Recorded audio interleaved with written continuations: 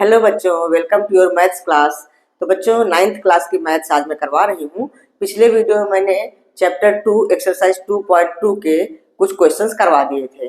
2 questions complete करवा दिए थे और थर्ड क्वेश्चन के 4 पार्ट्स करवा दिए थे। थर्ड क्वेश्चन में 8 पार्ट्स है टोटल, तो 4 पार्ट्स करवा दिए थे। तो बाकी आज 5th पार्ट से मैं करवा देती हूँ। तो आज ये पूरी एक्सरसाइज कंप्लीट करवा दूंगी। ठीक है, तो चलिए शुरू करते हैं। देखिए, मैंने क्वेश्चन लिख रखा है, क्वेश्चन नंबर 3, और उसके 5, 6, 7, 8 थे, 4 पार्ट्स लिख रखे हैं। तो ये करते हैं। तो वही क्वेश्चन है। अगर आप लोगों ने पिछला वीडियो ना देखा हो तो जाकर के देख सकते हैं।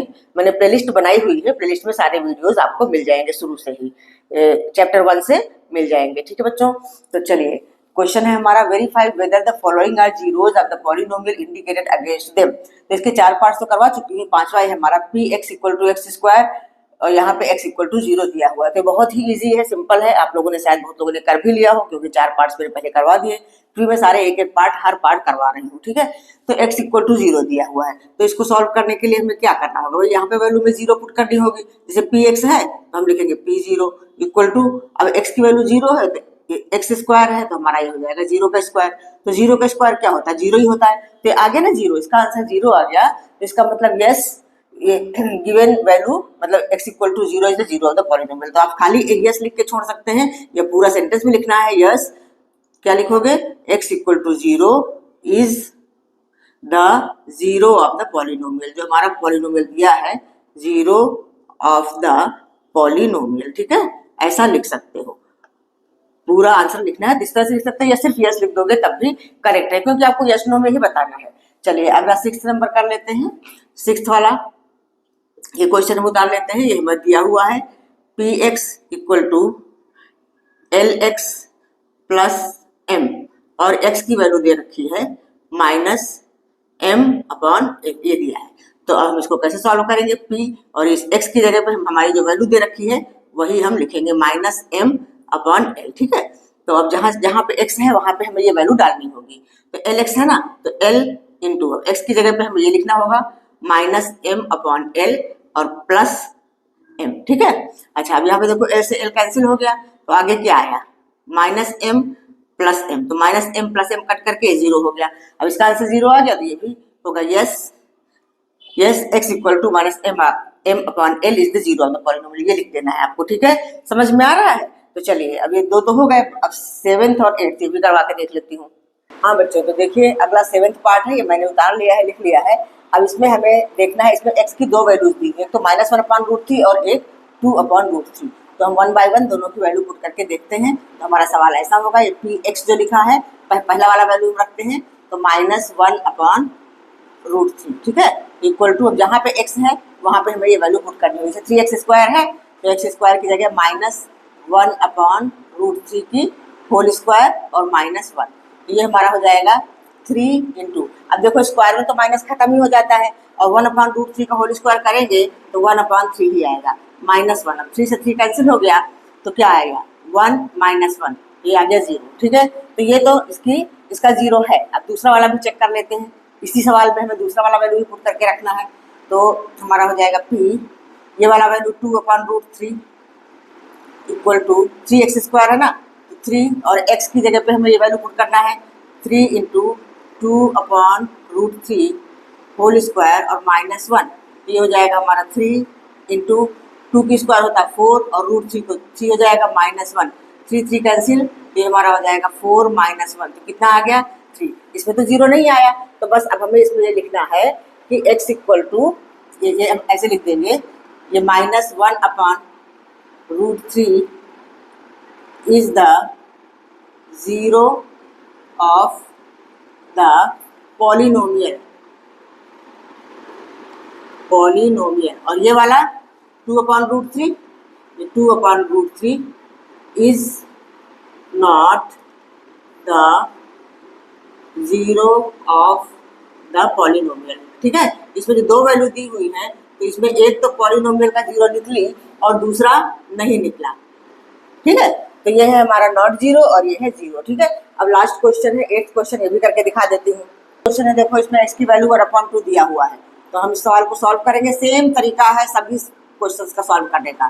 तो ये हो जाएगा, x की जगह पे हम रखेंगे 1/2 और +1, तो 2 से 2 कैंसिल हो गया, 1 + 1 तो क्या आया 2, तो बस ये भी होगा नो, नो लिख के छोड़ दो, नो या x equal to 1/2 is not the zero of polynomial, ठीक है, ये लिख देना है।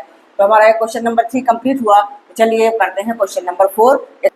हाँ बच्चों, तो ये क्वेश्चन नंबर 4 है, find the zero of the polynomial in each of the following cases. ये क्वेश्चंस दिए हुए हैं, 7 क्वेश्चंस हैं ये, तो 1 बाय 1 हम सारे क्वेश्चंस करेंगे, ठीक है। तो इसमें पूछा है zero of the polynomial. Zero of the polynomial का मतलब क्या होता है, ऐसी नंबर जो इस पॉलिनोमियल में रखने पे इस पूरे पॉलिनोमियल को जीरो कर दे। तो जब जीरो ऑफ द पॉलिनोमियल निकालना होता है तो उसके लिए हम ये जानते हैं कि जो हमारा px है, px इक्वल टू 0 होता है। तो जब px इक्वल टू 0, तो px हमारा क्या है, x + 5, तो x + 5 इक्वल टू है 0। तो x की वैल्यू क्या हो जाएगी भाई, +5 लेफ्ट से राइट में जाएगा तो -5 हो जाएगा, तो बस यही हमारा आंसर होगा, ठीक है। x की वैल्यू आ गई -5, तो ये 0 है, -5 is the zero of the polynomial.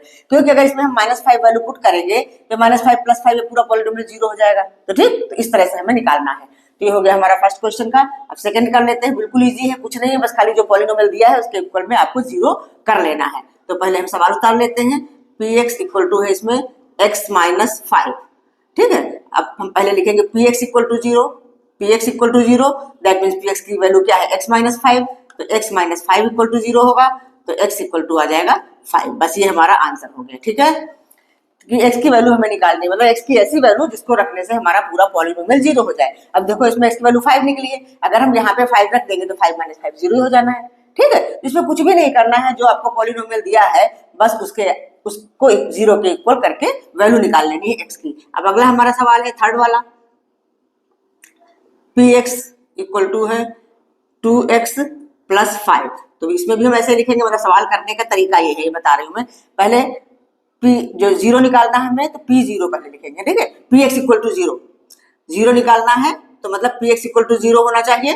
तो अब ये हो जाएगा 2x + 5 equal to 0, 2x + 5 equal to 0, तो 2x इक्वल टू क्या हो जाएगा, +5 उधर जाएगा तो -5 होगा।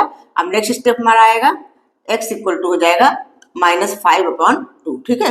ये हमारा आंसर हो गया, x की वैल्यू क्या आ गई, -5/2। अच्छा, ये सब जब आप सवाल करोगे तो यहाँ पे एरो का साइन लगाते जाना हर बार, ठीक है। जब भी ये क्वेश्चन करोगे तो ये एरो का साइन लगाते जाना है, क्योंकि यहाँ पे इक्वल है तो इधर हमें एरो का साइन लगाना होगा, ठीक, ये ध्यान रखना। सवाल में आप एग्जाम में करोगे तो एरो का साइन लगाना, हर लाइन में आपको एरो का साइन लगाना है, ठीक है। तो हमारे 3 क्वेश्चन हो गए। चलिए आगे के क्वेश्चन कर लेते हैं।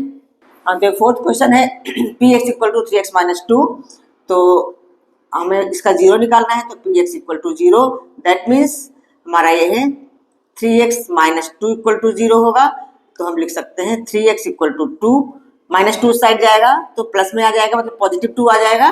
तो अब अगला स्टेप हमारा होगा x इक्वल टू 2/3, ये अपॉन में आ जाएगा। ये तो आप लोगों को पता ही है, पिछली क्लासेस में सीखा होगा ना कैसे करते हैं। जो मल्टीप्लिकेशन में होता है तो डिवाइड में आ जाता है, ये माइनस होता है तो उस साइड जाके प्लस हो जाता है, प्लस होता है तो माइनस हो जाता है, ये तो बताने की जरूरत नहीं है, सब बच्चों को आता ही होगा। अच्छा, अगला 5th नंबर भी हम कर लेते हैं। 5th में दिया हुआ है px इक्वल टू 3x, ठीक है। तो हम लिखेंगे px equal to 0, that means 3x equal to 0, तो x इक्वल टू क्या हो जाएगा, 0/3। अब 0/3 का मतलब क्या होता है, 0 ही होगा भाई। 0 को किसी भी नंबर से हम डिवाइड करेंगे तो 0 के इक्वल ही आएगा, ठीक है। तो ये हो गया हमारा, ये भी कंप्लीट हो गया। अब नेक्स्ट 6 नंबर, इसमें दिया हुआ है px इक्वल टू ax, और ये दिया हुआ है a is not equal to 0, ठीक है। इसकी कोई वैल्यू नहीं है, मतलब a is not equal to, a 0 नहीं है, a 0 नहीं है। ये क्यों है बाद में बताती हूँ ऐसा क्यों लिख दिया है। अच्छा, अब इसको हम ऐसे लिखेंगे px equal to 0, that means ax equal to 0, तो x कितना आ जाएगा, 0/a, तो x इक्वल टू आ गया 0। ये a is not equal to 0 क्यों लिखा हुआ है, क्योंकि कभी भी अपॉन में जो नीचे नंबर होती है वो कभी 0 नहीं होती, वो अनडिफाइंड होता है। जैसे आप ऐसा लिख दो 5 के नीचे 0, 5/0, इसकी कोई वैल्यू नहीं होती, अनडिफाइंड, नॉट डिफाइंड, ये डिफाइंड ही नहीं है, इसलिए a is not equal to 0 यहाँ बताया गया। यहाँ नहीं बताया गया क्योंकि 3 तो हम जानते हैं 0 नहीं होता है, तो इसलिए यहाँ पे ये चीज लिखी हुई है। इसको देख के घबराना नहीं, कई बार बच्चे इस तरह लिखा होता है तो सोचते ये क्या लिखा है, इसका कुछ मतलब नहीं है। मतलब क्योंकि a हमारा नीचे अपॉन में आने वाला था तो a शुड नॉट बी 0, इसलिए ये लिखा हुआ है, ठीक है। तो इसका आंसर आ गया 0। तो अभी लास्ट क्वेश्चन रह गया, इसको भी करके दिखा देती हूँ। हाँ बच्चों, तो ये हमारा आखिरी वाला क्वेश्चन है, 7th क्वेश्चन। इसमें दिया हुआ है p x equal to c x plus d. इसमें भी दिया हुआ है c is not equal to 0, क्योंकि सी अपॉन में जाने वाला है। C d are real number, c d को रियल नंबर बताया हुआ है, ठीक है। तो इससे कुछ फर्क नहीं पड़ता, जैसे हमने सारे सवाल करे हैं वैसे ही इसको भी करना है, ठीक है। तो हम वैसे ही करेंगे, पी एक्स इक्वल टू 0। तो पी एक्स इक्वल टू 0 का मतलब क्या है, पी एक्स हमारा क्या है, C x plus D equal to 0। तो ये हो जाएगा C X equal to plus D, उधर जाएगा तो माइनस डी, तो एक्स इक्वल टू क्या हो जाएगा, सी अपॉन में चला जाएगा तो माइनस डी अपॉन सी। ये हमारा आंसर हो गया। इसीलिए सी इज नॉट इक्वल टू 0 दिया हुआ था, क्योंकि सी इसके अपॉन में आना था, ठीक है बच्चों। तो हमारे एक्सरसाइज 2.2 आज कंप्लीट होती है। अब नेक्स्ट वीडियो में मैं 2.3 स्टार्ट करूंगी। तो वीडियो कैसा लगा, अगर वीडियो समझ में आया हो, कुछ भी आपको अच्छा लगा हो, समझ में आया हो, तो प्लीज़ लाइक करिए, शेयर करिए और सब्सक्राइब कर लीजिए। और यदि कोई चीज़ समझ में ना आई हो तो कमेंट बॉक्स में लिख के पूछ सकते हैं, मैं आपको दोबारा समझा दूंगी, ठीक है बच्चों। तो मिलते हैं नेक्स्ट वीडियो में आगे के एक्सरसाइज के साथ।